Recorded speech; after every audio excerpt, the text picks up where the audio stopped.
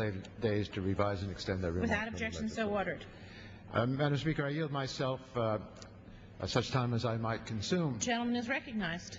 Today we're taking a decisive and historic action to promote America's energy security and to create millions of clean energy jobs that will drive our economic recovery and long-term growth.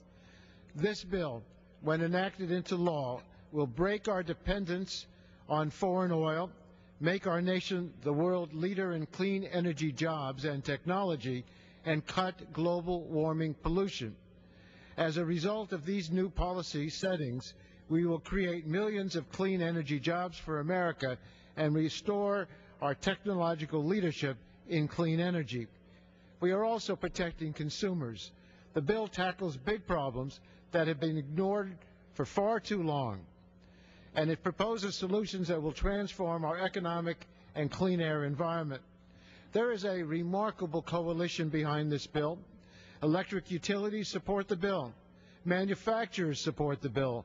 Farmers support the bill. And so do the nation's leading environmental organizations, labor unions, and faith-based groups. There are many members responsible for this remarkable coalition. On the Energy and Commerce Committee, John Dingell helped forge compromises with the auto industry. Rick Boucher developed ideas that will provide a future for coal. Mike Doyle addressed the concerns of the steel industry and other trade-vulnerable industries.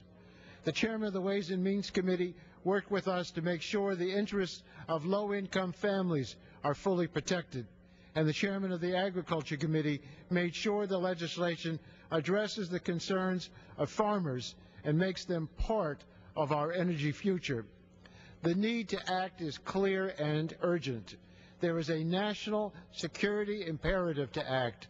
This legislation, at long last, begins to break our addiction to imported foreign oil and put us on a path to true energy security. There is a scientific imperative to act. The evidence on global warming, on the consequences of carbon emission, is overwhelming, and we have based our bill on the science. And there is a moral imperative to act. We have obligations to protect and preserve the environment for our children and the generations that follow. And there is an economic imperative to act.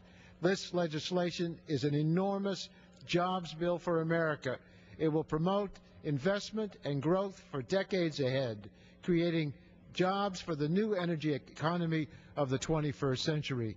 People in industry have told us that as soon as this legislation becomes law, we will find billions of dollars invested in infrastructure over the next 5 years.